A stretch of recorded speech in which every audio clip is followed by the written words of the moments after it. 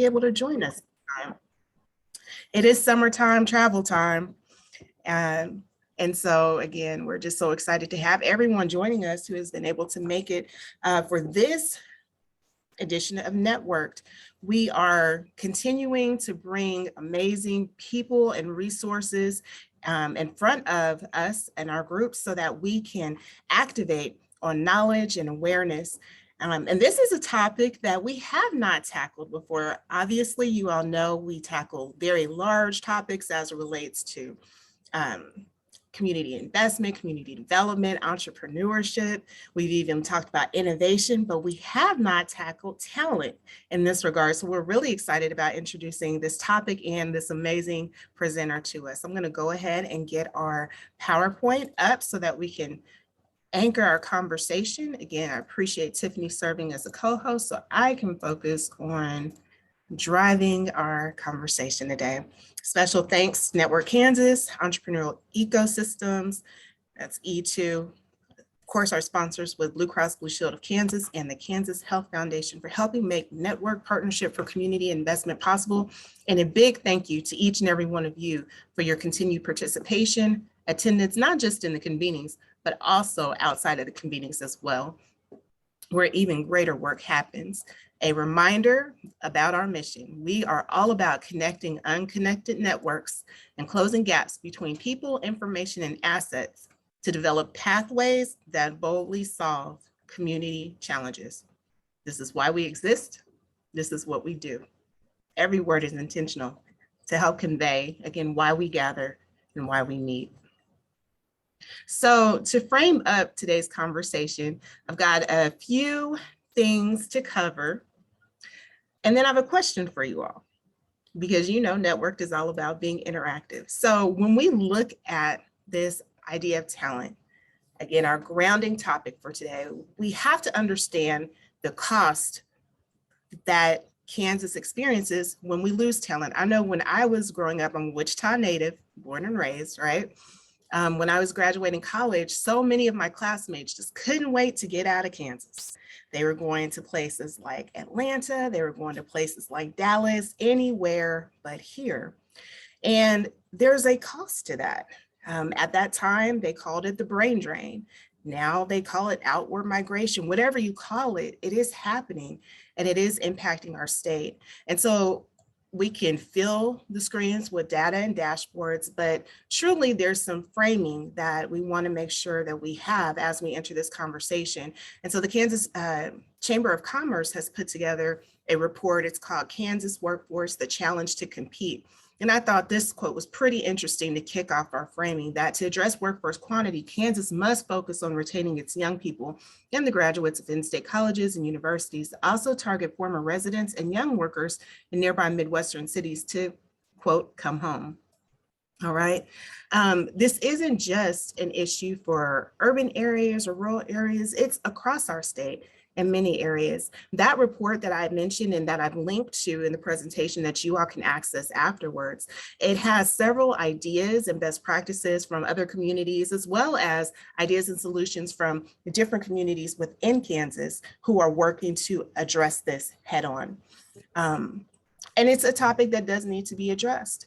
Not only does it have an implication for our communities, when our communities are losing population, then there are implications, but it also impacts our ability to compete as a state in a regional and a global economy as well. Now, there are bright spots. Obviously, there are people who are either boomerangs, there's people like myself who have chosen to continue to remain. My classmates may go, but we choose to be here. There's a movement of rural by choice, and all of these things are important as well to the talent conversation. They should not be lost because it is significant and important for people to make a life decision to stay in the Sunflower State. That should be applauded and celebrated. But we cannot overlook the opportunity to look at, well, why are people choosing to stay, and how can we become more attractive to those who we're losing? Is that fair? Fair. All right. So like I said, it's not just a conversation in rural in urban areas such as Wichita, we had a whole Project Wichita strategic planning, community conversations. There were thousands of people who were interviewed, and they were put in focus groups and really looking at what are some of the top drivers to help make sure that Wichita and the Wichita region is able to compete. Talent was one of those. I know that's a lot of words, but more so just the visual of there was a lot of conversation around talent and what it will take to keep young people and young professionals in the area. Well, flip it over as well. Some of the same conversations were happening in rural. And I did not queue up one of our NetWorked community partnership participants, Marcy Penner, but I did pull from a report that she helped in her organization helped to co-author regarding, again, even in rural areas, the conversation around the need for talent. And I loved this quote: "We need a big dose of Kansas swagger." We need to be able to help sell and tell the stories of the richness of the vibrant communities that make up our state in all of its facets and functions, because when we don't, we're leaving another opportunity for other states, other cities to come in and tell their stories better than, again, the story that we own. So even in her report, Kansas Power Up and Go, a project of the Kansas Sampler Foundation and the Office of Rural Prosperity, there are recommendations for what Kansas can do and rural communities can do to become more attractive. So I told you a couple of data points, right? A couple of framings here from those communities that are involved in this dialogue, this conversation. But now I want to ask our interactive element: what collaborative initiative has your organization undertaken to provide access and opportunities to young professionals in your community? We're going to narrow the focus. We're not going to talk about boomerangs or things of that nature. We're going to talk about the talent that we've been able to grow in our communities, young professionals. So what initiatives have your organizations participated in? What conversations are driving? Where does talent play as it relates to the concerns of the growth, viability, and sustainability of your organizations? I'm going to ask us to open up the virtual mic. And for those of you who would prefer to type, feel free to do so in the chat, but let's just go ahead. Who has a response there? What are your organizations doing? I'll share something that I just learned about last week. Hi everyone, my name is Michaela. I'm with the Office of Engagement. I'm the Director of Engagement here at Wichita State, and I work to intentionally think about the neighborhoods that surround the university, Shocker neighborhood. And so within that, I recently connected some of the students with the Black Student Union to our neighboring school at Urban Prep. They've really been great at helping them with tutoring on Fridays and help them plan their graduation. Well, one of the students just received an offer to be their community engagement person. So now she is employed with that school. So I thought that was great that I just heard about that. So I shared that story. That is an amazing celebration, Michaela, and it shows again the impact.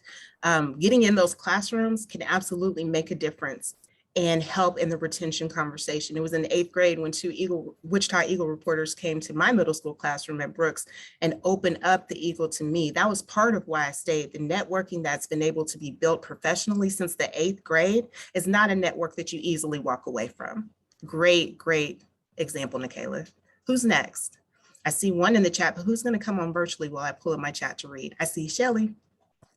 Yeah, you know, I'm a huge advocate for leadership and the Kansas Leadership Center. And I'm not just saying that because Ed's on the call, although congratulations to him taking his role now. But, you know, if you have leadership, if you have positive, progressive leadership in your communities, you're going to be a lot more engaging and doing things that are going to attract younger people.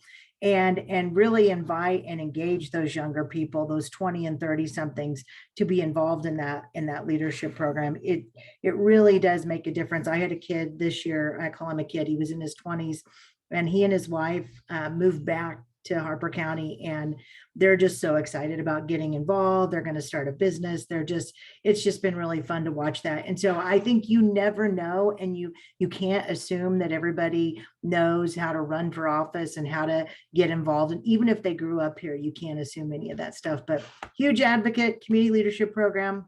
Boom, way to go. That is fantastic. Thank you very much for sharing that, Shelley. That's absolutely viable and valuable.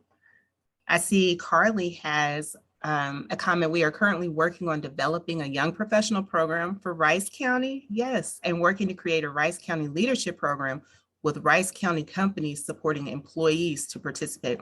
That's multidimensional. Carly, you want to give some more context as to how this is coming about and where you all are looking to go?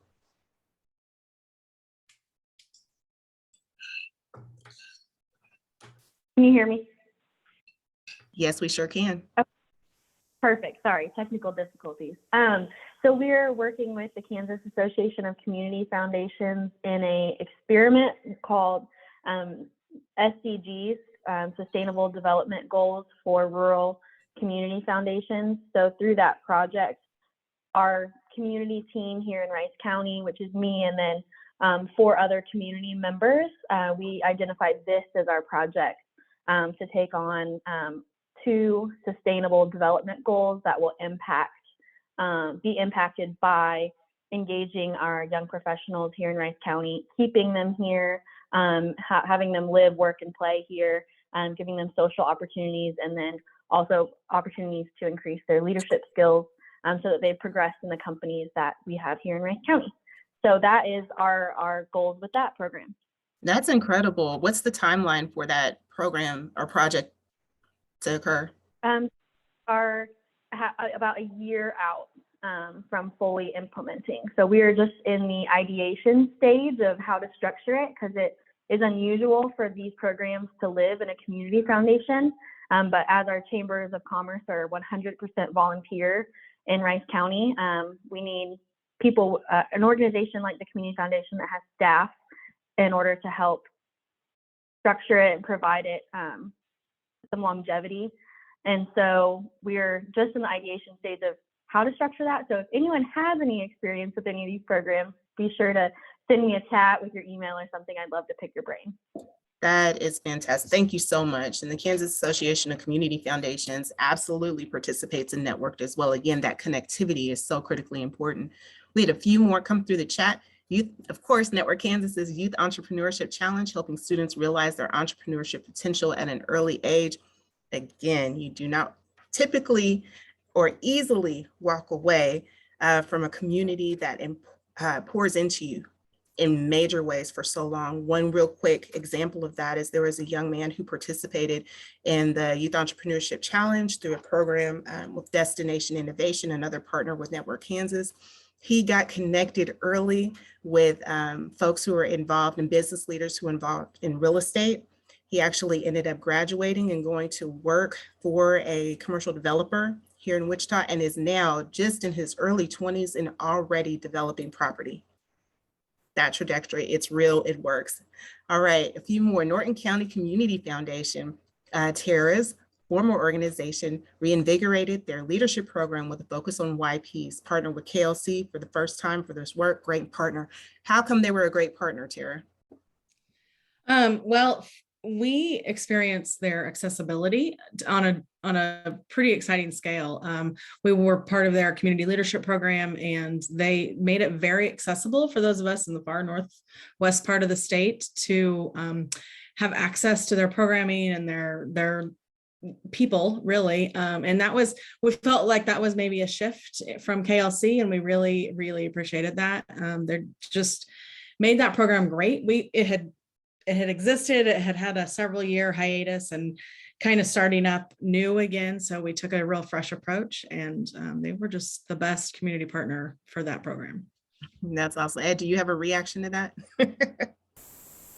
Well, I think Tara and her team did amazing work, and we were happy to help. And Raquel Thiessen from our team, I know, was the main contact out there, Tara, and she loves working with you all. So Raquel gets a lot of credit for all the representing KLC really, really well. And great work out there, Tara. Christina, I do have an idea I want to share, an experiment I've been trying as an answer to your question that I wish I would have started years and years ago.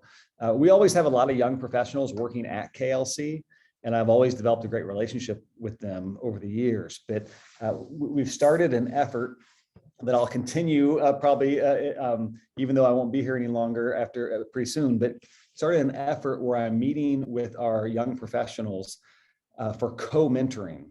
And it's really interesting. We really stress that it's about co-mentoring. I want to do whatever I can to help them, but I also need their help and need to learn from them. And the idea of it being structured authentically as co-mentoring has been really kind of cool and profound. So others might want to steal that experiment. It's been really cool, and I bet it would be good in other organizations too. This is great dialogue, great feedback. You all helped to frame. So we understand that there are many different ways that we can engage young professionals and some of the very valuable reasons why we should. Here to help us talk about one particular resource that is making a major difference in organizations that are really working to do phenomenal work, as all of us are. And that is Joseph Shepard. Joseph Shepard is our keynote today. Before we go into his proper introduction, I want to make sure that we're all remind you all, that this is about being interactive. So what is new learning for your organization through this conversation? And what is one question you may have as a result of the presentation? Most importantly, what will you do with the conversation? If you have heard Joseph, please just give a reaction, a heart, a high five. Joseph is an incredible young leader, and I'm going to share highlights from his bio. Many people born into poverty and hardship have a hard time overcoming it. Joseph Shepard took a difficult childhood to change the trajectory of his life. Born into a military family, Shepard recalls sleeping in a car, living in homeless shelters, and struggling to maintain a stable lifestyle. Those experiences, coupled with other hardships, helped shape his passion to tackle critical challenges that hinder young people from achieving their American dream.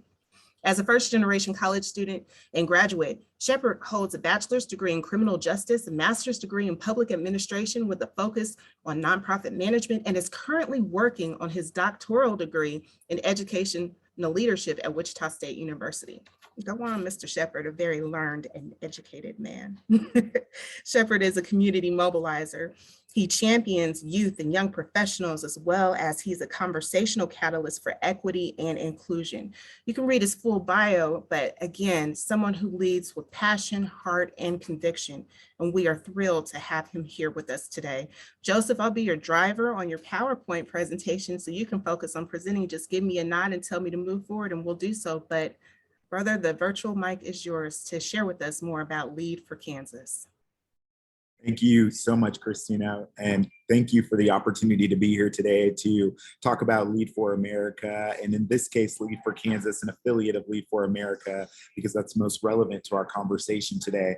I wanted to start our presentation off by highlighting some of the dynamic faces of the young professionals who are leading all across our state, from suburban, urban, and rural communities, because that's one of the beautiful things about Kansas and the heart of America, is the diversity that we have here. And one of the ways we're trying to embrace that is being active in all facets of our community, but having leaders in our community who make up that as well.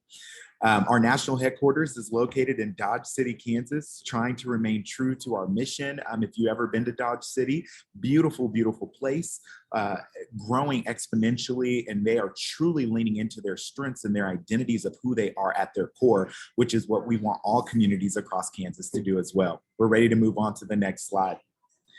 So who are we? Who is this organization taking on this idea that young people are ready to lead, learn, and serve in their own communities? Lead for America is only about 5 years old as a national organization, and since our inception has grown to be one of the more successful national service organizations that are unique to who we are in terms of having young people leading from the bottom up. We ensure that our nation's most dynamic young leaders are working on their community's toughest challenges. Oftentimes we hear, young people will be great in 5 years. Young people will be great in 10 years. If we give them 30 years, they'll be at the front of the room.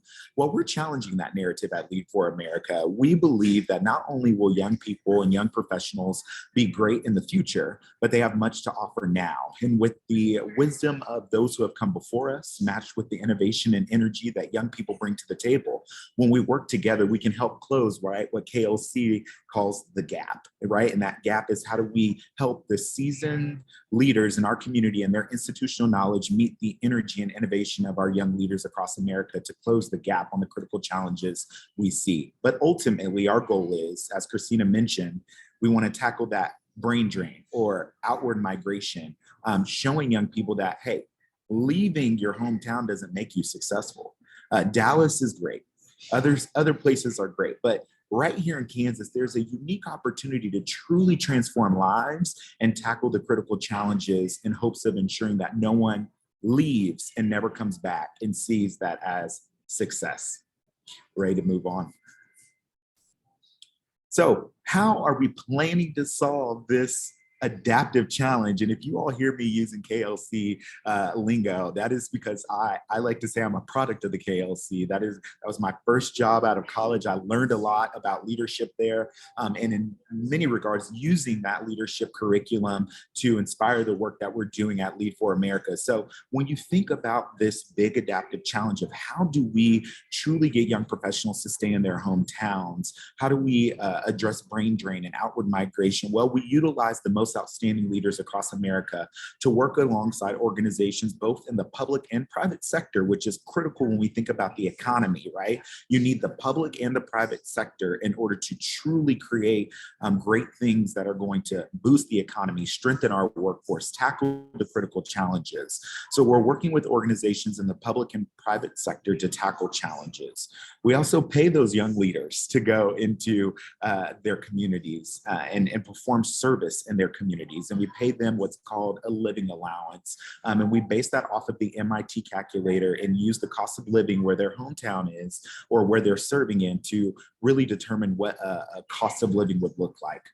We also provide training for outstanding young leaders to gain those soft skills and those critical thinking skills and access to resources to successfully execute their work. I've been really inspired in the first few minutes of this meeting, hearing about some of the great things that you all are doing. And I've taken notes, and I'm going to take some of those things back to Lead for America, or at least be reaching out to you to figure out how we can partner to provide training, to provide resources to our young leaders who are passionate about doing work in their communities. So we take our fellows to Washington, D.C. for 2 weeks before they begin their fellowship to give them that training on how to be a bridge builder, because in the world today, in order to be successful in tackling the critical challenges, you got to be able to work across lines of differences. You got to be able to bridge the gap by working across different factions. And we believe that that is one of the biggest threats facing our communities is the lack of willingness to work together with different people. But also at our midpoint training, which this year will be in Wichita, Kansas, we're bringing all 150 fellows from across the country to Wichita, Kansas in December. We give them some tools as well to check in on their progress. Ready to move on to the next slide. Here's our impact to date. We have 215 paid full-time fellowships created. We have fellows who are getting ready to graduate in August, so that number will scale down a bit. But 93% of our alumni are committed to serving their communities long-term. That means post their fellowship, when we assess where they're going to work or what they are going to do, it is in the communities that they have been serving in over the last year or 2 years of their service. Our fellows have also raised over $100 million to benefit their communities, to benefit their organizations that they're serving in both the public and private sector. And they are oftentimes leading the charge in determining where those dollars are allocated and how they are used, which we believe it's so important for young professionals to understand how to skillfully determine where those dollars go and how to make a long-term and short-term impact. We also have 6 affiliates created all across the country to include Hawaii, Kansas, Minnesota, Nebraska, North Carolina, and Poughkeepsie, New York. So when we talk about Kansas, how is Lead for Kansas planning on solving this challenge? One of the beautiful things about our affiliate organization here in Kansas is it's not even a year old yet, and it's one of the most successful affiliates that we have seen across the country. I'm a little biased. I would like to say that is because there's something unique about Kansas. You know, we have the grit, the grace, the gratitude here in the heart of America that really sets us apart from other states that make up our beautiful country. But I really do believe that we see that entrepreneurial spirit embedded into the DNA of our young professionals across our state as well. Christina mentioned about being in the 8th grade and seeing the Wichita Eagle come into the classroom and then turning around later on in life and then going to work for the Wichita Eagle. We see that happening in our fellows here in Kansas as well. So we are utilizing our young professionals here in Kansas to work on those critical challenges that we have seen across our state for long periods of time. Talking about broadband access, right? Communities who don't have broadband access and how that hinders their ability to access remote work or school or their education. We have a fellow in Wabaunsee County as well who's working with economic development to ensure that people see the beauty and the strengths that lie in our rural communities. Our rural communities have powerful things going on, and I believe that we cannot talk about diversity, equity, and inclusion without mentioning the beauty and the strengths that lie in our rural communities, but also the need and equitable access that is necessary to bring to those rural communities as well. Ready to move on.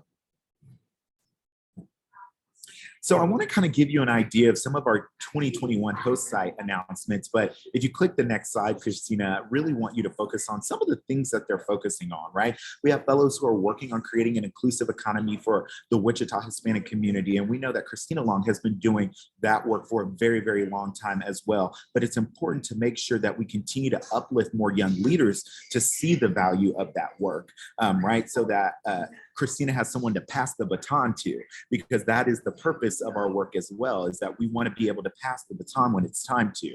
But we also have individuals in the city of Salina securing resources to solve community challenges and strengthening what we see all across the country happening right now with the infill housing program, right? We can bring people into our communities, but they also need quality, affordable housing options. And so we are trying to get our young people to see the importance of that.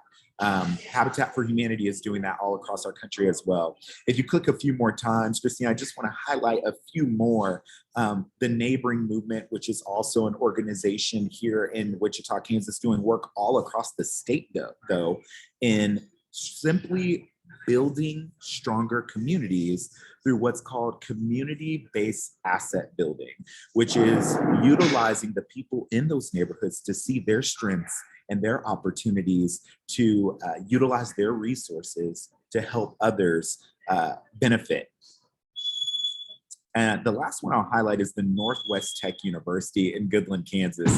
That if you all have not had the opportunity to either hear about Goodland, Kansas, or meet our fellow Haley Mays out there, when they came to us, they wanted to do something rather simple.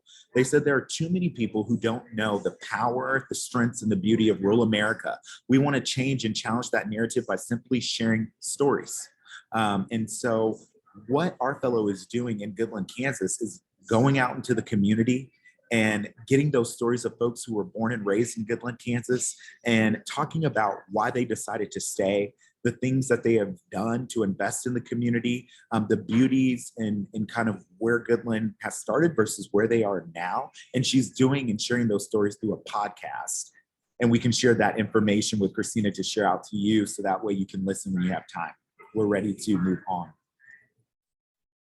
These are our fellows coming in for the 2020 year. What I will say is that our recruitment and selection process is very intense. We start off with a pool of roughly 650 candidates for each host site. And then through a process of elimination, we narrow it down based on leadership qualifications and skills. They go through an intense interview, with their final interview being with our CEO, Joe Nail, as well as other members of our senior leadership team. And then ultimately the final decision is left up to the host site. And so these are the 5 fellows who we have selected to come on board for our 2022 cohort. And we're so excited to announce our host sites: the Kansas African American Museum, the Kansas Hispanic Education and Development Foundation, the City of Dodge City, Storytime Village, as well as the City of Wilson. But I wanted you all to see these faces because, again, as I started in the beginning, this work isn't about me. I'm passionate about it. It isn't about our CEO. It isn't about even the people who lift up the organization and keep it going. It is about these young professionals who we know are going to be game changers in the way that young professionals see themselves leading in our state, and the opportunities that they have to truly help tackle the critical challenges facing not only our state, but arguably our country. So we need your help. And this is my call to action to you. We're just getting started in Kansas, but if you know the history of our state, you know that we have always led the way in doing remarkable work, and that our spirit and our energy has done nothing since the inception of us becoming a state, has spread throughout the country. I tell people all the time that New York grit has nothing on the hustle and heart that exists right here in the heartbeat of America. And if we want to continue to spread our mission across the entire country, then we need to do it first in Kansas. You look at all the great things that have happened in Wichita alone, or in Kansas alone, in terms of the entrepreneurial spirit. I believe that if it can't happen in Kansas, it can't happen at all. That is what our history has shown us. So we need you to become a host site for our 2023 program year. Your organization is tackling a critical challenge, and we want to help be a part of that. More importantly, we want to mobilize a young professional to help you tackle that critical challenge. Our interview process for host sites begins in September 2022, where we want to see if we're a good match for you. We want to make sure that our organization can truly help you move the needle in regards to whatever it is that you define as a critical challenge. I want you to consider recommending an outstanding young leader. Maybe you say, hey, we are not in a place right now to bring on a fellow, or maybe right now is not the right time, but you know an outstanding young person who would be great for this organization. And I know that you know outstanding young people who would be great for this organization because we interact with them every single day. We want to know who those young, outstanding leaders are, because we want to have a conversation with them about why they need to choose to stay in Kansas and why Kansas needs their talent, their intelligence, and their energy and institutional knowledge to move us forward. And then finally, what I will ask of you is to simply network with us. There are ways that we can work together. We need to come together in order to move the needle in many regards for our state. The workforce, economically, health. We need to work together in order to do that. And there can be a way in which we can work together. Joseph, before you move forward, I already have a question Yes. that came through to me personally. This person You was got it. ashamed to ask. No, they want to know, what is the age range that's considered for young professional status? Absolutely. So as our world continues to evolve, right? So do how we define what does it mean to be a young professional? And it's one of those unique things where it's like, yeah, we can say it's 18 to 25, but I'd like to think when I get up there in age, I'm going to still be young in spirit. So one of the beautiful things about our program is we say you have to at least be 18 and have at least a GED or completed your high school education. We have fellows who are mid 30s. We have fellows who are even in their upper 40s. And we have fellows who are recent college graduates, or those who decided, college isn't for me, but I want to commit my life to service. So the direct answer is, if you have a passion and feel young, whether that's in age or in spirit or in how you view the world, come talk to us. We definitely want to work with you. So here's my final pitch to you as we get ready to open the floor for questions, which I think is the most important part. I'm asking for you to join us on this mission. For far too long, we have not taken the time to unlearn some of the things that we've taught ourselves about young professionals. In this role specifically, I've been with Lead for America for a little over a year. And one of the beautiful things that I have found is there is such a need for the wisdom of our elders and those who have come before us. We need that. It's so necessary. That institutional knowledge is critical in order for us to move the needle forward. But we also need young people at the table. We need young professionals to be given the opportunity to lead and to fail. One of the beautiful things, and Shelly, I'm going to take a note from your book. I'm not just saying this because Ed is on the call. One of the beautiful things that I had the opportunity to learn during my time at the KLC is you have the freedom to fail here. And if you fail, you will learn something. And as long as it's not a detriment to the organization or to the community, we can work together to learn from that failure to come back stronger. And what I've seen through our fellowship is that our fellows are being given the opportunity to not only lead, to not only serve, not only to learn, but to fail alongside their host organizations and collectively work together to figure out a solution to the errors that they have encountered in order to build a stronger and more prosperous community and organization overall. We need your help in doing that. And I hope that you will join us in some form or fashion to help move the needle in how we see young professionals tackle critical challenges across our country and right here in the heartbeat of America. Thank you. That's fantastically done. What questions do we have for Joseph about this program, about the impact? He has a number of examples from across the state about some of the work that the fellows have performed. Let's open it up for some dialogue. Thoughts? I have a question. I absolutely love this concept. And I'm curious about like the number of fellows that you could have at any one organization. I mean, if you have a big goal and a big need, what does that look like? That is a great question. And one of the things that we've been trying to keep in mind is scale. And so given that is we will only have one fellow for each organization unless it's same organization, but the fellows will be operating in different departments or in focusing on different work. Great, thanks.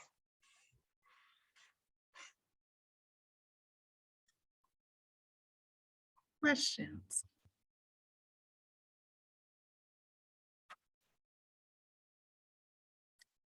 As we're thinking, go ahead, please. Sorry.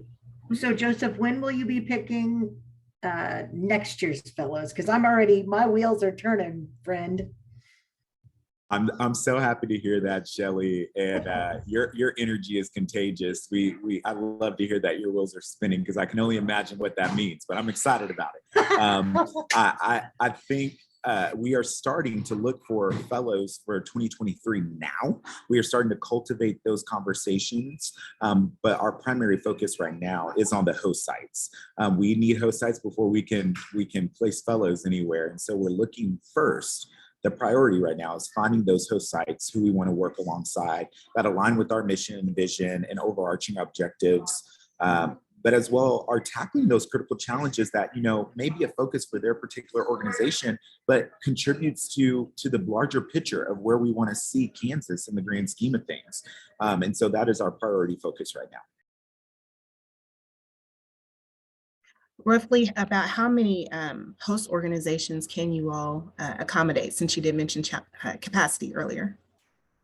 That's a great question as well. For our affiliate organizations, we have the capacity here in Kansas for roughly about anywhere between 15 and 20 organizations.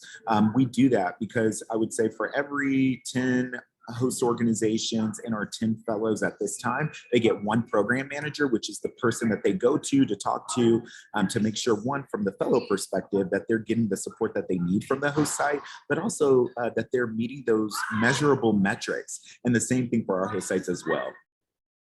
Absolutely. So we got the cost question, Joseph. Talk about the cost structure for the program, please. Yes, that is a great question. And I want to apologize for not including that in the presentation because that is vital to you deciding whether or not you want to become a part of this. We based our cost for our host sites on the population of where the host site is located, as well as the per capita income. And we recently just changed that because one of the things that we wanted to focus on was equity. We realized that depending on where you are, not only in Kansas, but across the country, what you're able to buy in at is different, right? And so when we consider equity, not only in terms of the workforce, but the economy, we need to make sure that what we're asking of our host sites is reflective of where they're located, and that per capita income and population plays a huge role in that. As we continue to think about questions, and if there are other questions that you all would like to chat, I have a couple more real quickly.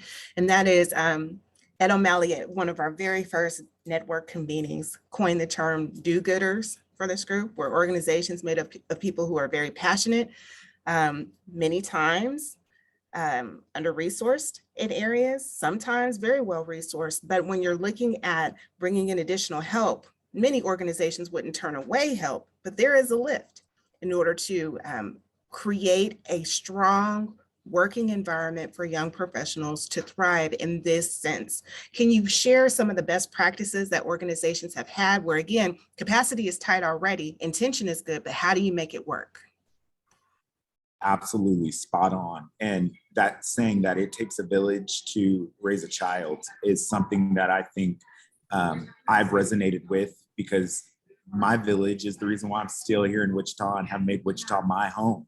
But in the sense of our program, we often have organizations from the public and private sector that have very limited capacity in terms of staff. And so the first question that we often get is, how much time is it going to take? And so we operate off the it takes a village model.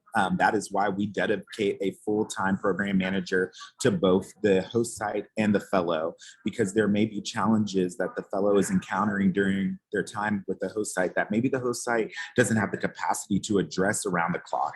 That's where our program managers come into play. If our program managers cannot help solve those problems, we also have a list of mentors that we have personal connections with, from the national level all the way down to the local level of where that particular fellow or host site is. So there's a level of support with that. In addition, I want to go back to our training that we provide not only before they arrive at the host site, but also at midpoint during the fellowship. So that way, during the quarterly evaluations that we do with the fellow and the host site to say what's going well, but what can be going better, we take that data to build our training at the midpoint to say, here's what we have heard, and here are the tools and resources and the educational opportunities to help you grow and become stronger, so that when you return, we see some changes happening in those opportunities for growth. That's fantastic. So let me ask you all, by a show of your hands or reactions, how many of us on this call have benefited from an internship, a cooperative opportunity, or an internship? Okay, that's a lot of hands that have gone up. The power of it absolutely matters. So for those who have benefited from it, you may be in organizations that are looking at how do we create some sort of opportunity as well. There are folks like Corinthian. I remember reading several of the internships and the fellowships that you've been able to experience in your trajectory up and how it's landed you in a great role and opportunity now. Do you mind sharing real quickly what the power of an internship did for you? Well, thank you so much, Christina, and thank you, Joseph, for the awesome presentation. I'm a firm believer that talent is everywhere, but opportunities are not. So internships are opportunities. I benefited just recently from a management fellowship with Sedgwick County that prepared me for my current role with the Public Policy and Management Center at Wichita State.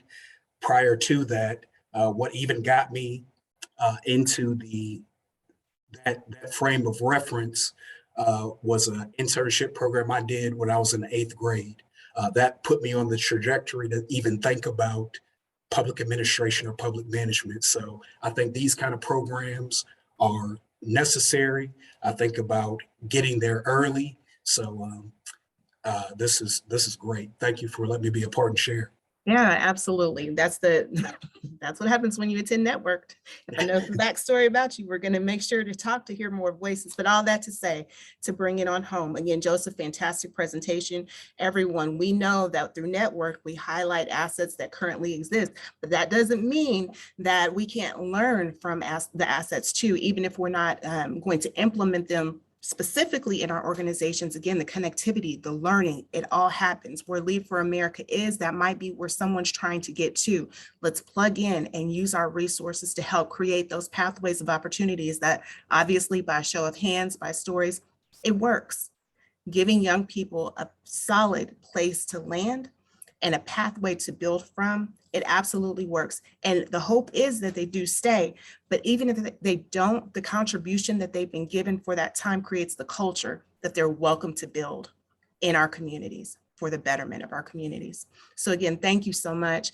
As we transition to our closing and announcements, there's a couple of new things that are going to be coming up with NetWorked that we're going to be excited to share with you all over the course of the next few weeks. We know that we're getting, or months, excuse me. We know that we are, like I mentioned before, in vacation season. So again, if you cannot attend, but are simply interested in keeping connected, we will continue to make sure our recordings are available. Our one-pagers are available. So again, Joseph was prompt. He got everything done with plenty of time to spare. And so his one-pager about Lead for America is already loaded on the resources page of the NetWorked website. Feel free to check it out, print it off, and share with others or email it as well for our environmentally conscious folks. Make sure to share as we look at, again, sharing connectivity best practices and one another's giftings, passions, and purposes to help build stronger organizations. Looking forward to a wonderful time of impact as we go on and return back to our work. You all will have some time back on your calendars. I'm going to ask Joseph to hang on if there are any folks who wish to ask questions, maybe in a smaller group, but to everyone who has joined us today, thank you so much for being part of NetWorked. Take care.